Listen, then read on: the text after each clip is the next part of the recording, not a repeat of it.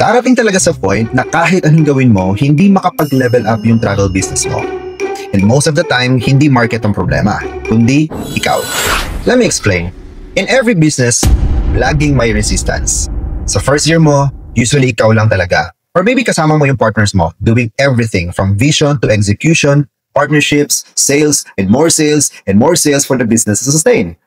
Basically, ikaw or kayo yung mga jack of all trades na nagpapatakbo ng buong show at highly committed sa lahat ng tasks. Pero habang lumalaki yung business, dumarami rin ang responsibilities like taxes, marketing trends, product updates, at syempre, yung pressure na laging maging visible online at maka-adapt tayo sa AI. Once you start pushing yourself too thin, yun ang first resistance. Before you know it, pagod ka na. Hindi ka na makapag-catch up, kinukulang ka na sa oras, nawawala na yung focus mo, at yung consistency. And that's not healthy also. Your job as the owner is not to master and do everything. Your real job is to set vision, to evaluate the business, build a system that grows, and then manage it. Pero, paano? Saan ako mag-start? That's the second resistance. That's the lack of people. And when I say people, hindi lang ito basta tao I'm talking about. I'm talking about a team that understands your vision and grows with you. So how do you overcome that? First, start finding your generalists. Sila yung mga taong kaya mag-multitask. Like a reservation officer na kaya mo rin turuan sa ticketing. Salesperson na kaya din mag-handle ng exhibition and marketing.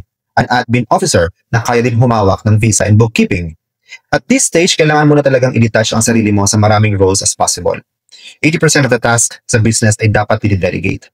Then, as you grow and empower your team and your system, saka ka magpasok slowly ng mga specialist.